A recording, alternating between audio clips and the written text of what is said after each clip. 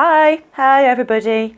Welcome to this week's episode of an A to Z of being a creative genius. My name is Heidi, Hinda, Chadwick, and this week we're going to look at that old little fucker, which is P for perfectionism. Well, hey, this is the third take. Today, trying to record this video. I say trying to record this video because I'm coming into this today with a lot of realizations around how perfectionism completely and utterly just goes and pretty much destroys my joy and my fun and my playfulness and my excitement and my aliveness and curiosity and, you know, just general life's wondrous loveliness, really. Just small reasons.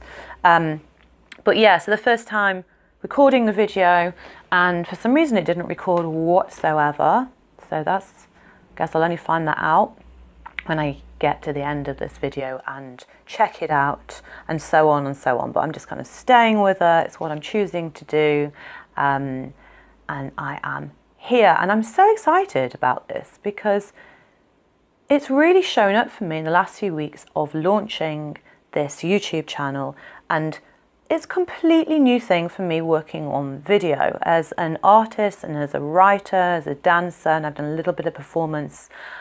All of those things have their own challenges, if you like, and one of the things that I've noticed pretty much straight away about doing things on video for me is that there is not really enough sense of being able to then disattach or to kind of step back a little bit from what you're creating. So editing, seeing myself, hearing myself, my oh my, has the perfectionist been having a ball. And it's not pleasant. It's really not pleasant at all. It's actually been quite disheartening, quite sad, quite shocking, and how much judgment, really. Perfectionist is this judgment voice in us that is never satisfied, it's never enough, is never able to see the beauty in life's imperfections, the beauty in the ordinariness of life, the beauty in the flaws, the beauty in the imperfections. Beauty, actually, the perfectionist will never be able to experience beauty. It's just looking for everything that isn't this weird thing called perfect, which I don't know, like if you ask like everybody, what does perfect mean to you? How would you know what perfect is? You know, we kind of talk about sometimes maybe the perfect life, the perfect partner, the perfect book, the perfect sentence, the perfect whatever it is. Really, I can imagine that's completely different for all of us. So perfect has been getting in the way, and I realise how much it's connected to this sense, yes, of judgment not being enough, and also of control as well. Really interesting that if everything is under my control and works out exactly how I would like it to work out, including what I look like, what I sound like, how these videos are going to look, then there's this weird thing around control. There's almost like a kind of, it will bring a sense of feeling safe, certain, secure, kind of know where you're at, which is ironic because when we fully step into life, we're stepping into creativity, because that is life, it's the same force, and it's completely and utterly uncontrollable. It's unpredictable, it's unknown, it's mysterious. That's the whole point. The realm of creativity is a realm of chaos. There is order in chaos, paradoxes all over the place. But what we try and do if we are perfectionists and we are alongside that control freaks, because I hold up both my hands. If I had more hands, I'd hold all of them up as these things resonate with me massively, is that we try and pin down. It's very kind of quite robotic, quite fixed. It's like pinning water. Creative flow and life has kind of got that element of water. It kind of it moves. It's very grounded. It's held, but it's fluid. It's flexible. Pinning down water. How does that work out for you? Anyone tried it? Can't imagine that really works at all. Don't even know how you'd pin down water. So maybe it's about having a different relationship. There you go, there's life happening outside on the streets. Hope that person's okay. It's having a different relationship to this water. So instead of trying to pin it down and control it, which is ludicrous, think of all the other ways that you can be in water. You can play in water, you can splash around in water, you can tread water, you can float on water, you can dive in water, you can surf in water, you can ride the waves, it's exciting, you can swim, you can just be in water, you can let yourself be held by water, you can explore what's in the depths of water. So yeah, kind of different to trying to control the fucker, isn't it, really? Which is absolutely not possible. What we're trying to do, in a way, is we're trying to control how we are seen. It's ironic, really, because being in life and our creativity, as a friend once said a few years ago, and I was talking with her about this week, being an artist is this exposing yourself over and over and over and over again. Exposing ourselves, being raw, being vulnerable, putting ourselves out there, risking everything. And it is a risk. And a lot of the times we can't help it. It's creativity. Yes, it's what everyone lives in and from. It's the material of life. Those of us that are called to create more with that through particular language of our chosen art forms. And it is a calling. It does kind of pull us. There's almost a sense of not really having much choice in that. And alongside that, there is this absolute excruciating reality of we're exposing ourselves. And particularly when we put out our creations into the world, we're hanging up our painting exhibit, when we've pressed send for our short story for a competition, or sent out our manuscript to literary agents, or the curtains are about to go up on our one-woman show in a sweet little theatre. We've put ourselves out there, and there is something around wanting to control the outcome of how things are received.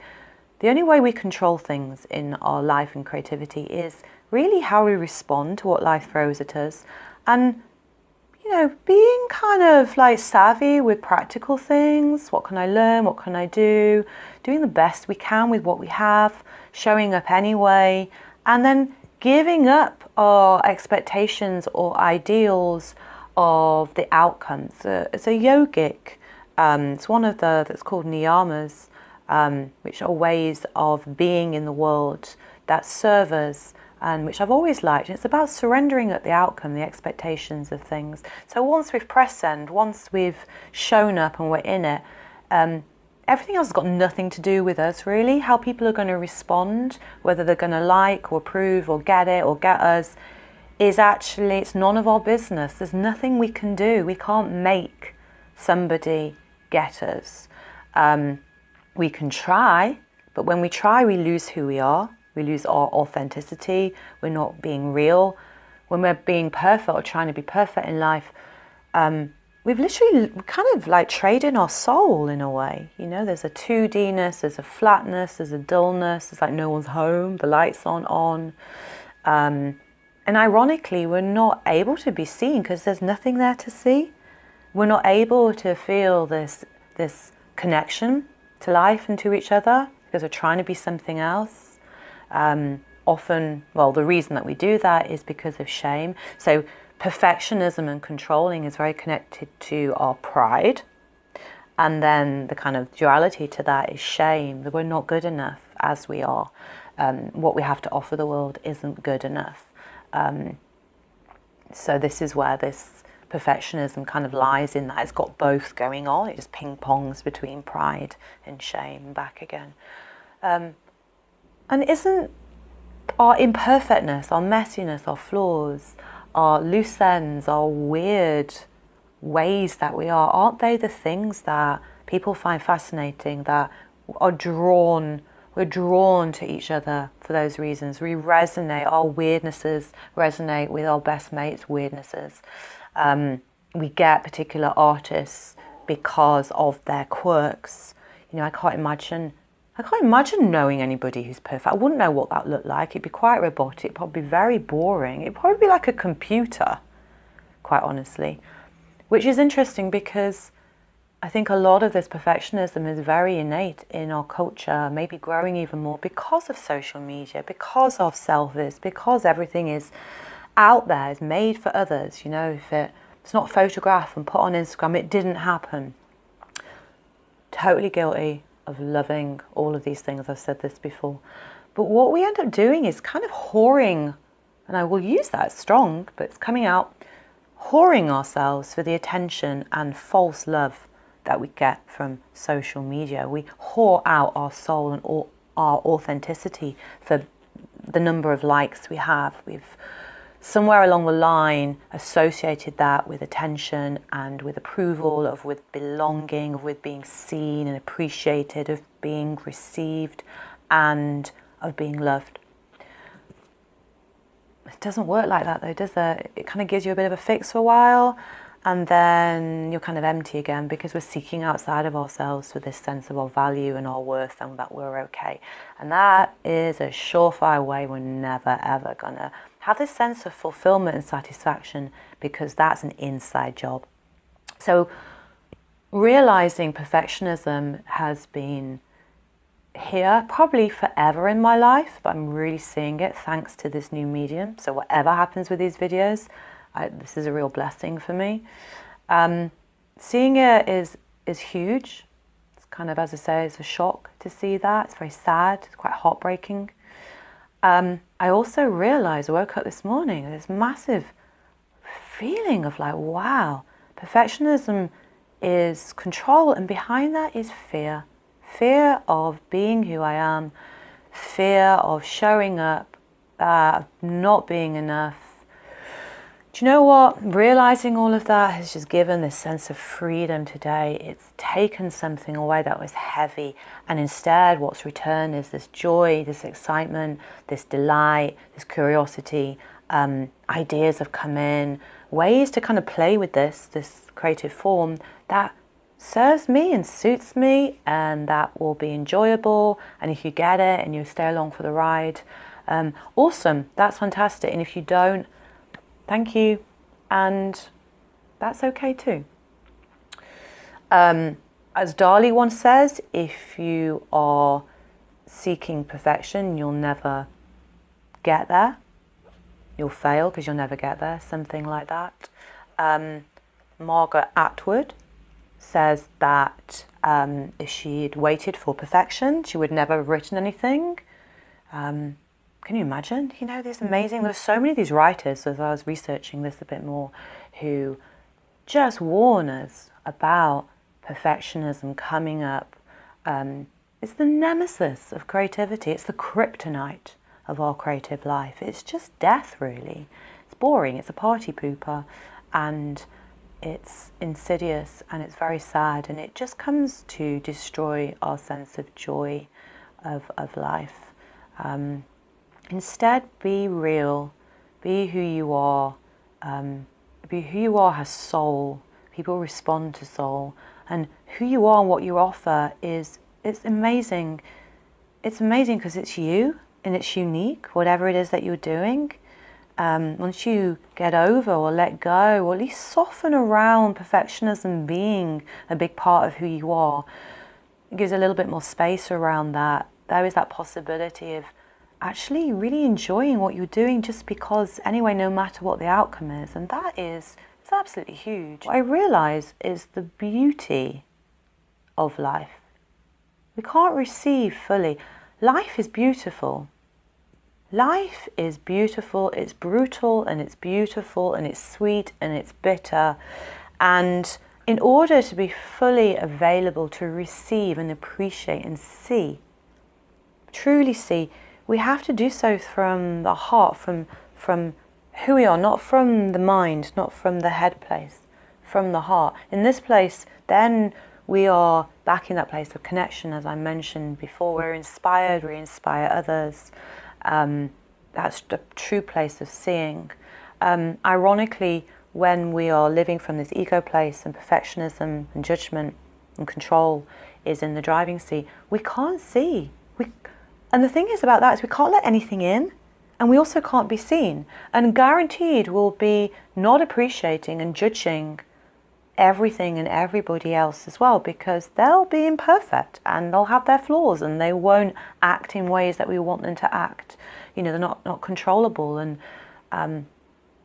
this can start to limit and squish our life down enormously. Whereas if we realize this again, we can relax a little bit more around it, and instead, well, if I'm not got the eyes of perfection going on, if I drop that, then what is actually going on? What's actually here? What's actually available? What can I see? And you might be incredibly surprised by what begins to happen. Life is amazing. Life really is amazing. So there's probably loads more I could say here about perfectionism. It's massive. It feels life-changing for me to have seen this week. So I'm really grateful for that. And I really thank you, because it's in doing these for you that actually has given me something really massive, which is very moving. I can feel that it's really moving, and it feels a big part of my continuing to fully say yes and show up for who I am and the whole of my life. So deep appreciation. If anything resonated for you, or you have your thoughts and ideas around perfectionism, then I would love to hear from you. So please pop anything down in the comments below. It's an absolute delight. And again, it reminds us that we're in this together as creative, amazing, beautiful human beings trying to work it out, navigate our way. It's wonderful to know that we're not alone, that we can walk alongside others and learn from each other and laugh at each other and, you know, kind of celebrate each other and shake our heads at each other and go, God, aren't we silly human beings, at each other as well. So that's absolutely vital. And if you haven't done so already, so here's my whoring out on social media bit. If you haven't done so already, please like this video. Please subscribe to this channel. I put videos out once a week. Share if you found this valuable content. Please share. That would be great. And if you head to my website and sign up to my monthly mailing list, the Frida Friday newsletter, then you receive a free ebook, 10 Ways to Awaken Your Creative Genius, which is very sweet and full of lots of valuable information that you can start to put a spring in your step straight away. So once again, thank you so much for your time and for your attention and for coming along on this journey with me, which I have no idea what's going to happen, but feels a bit like it's loosened up slightly, and that's like, yay, hooray.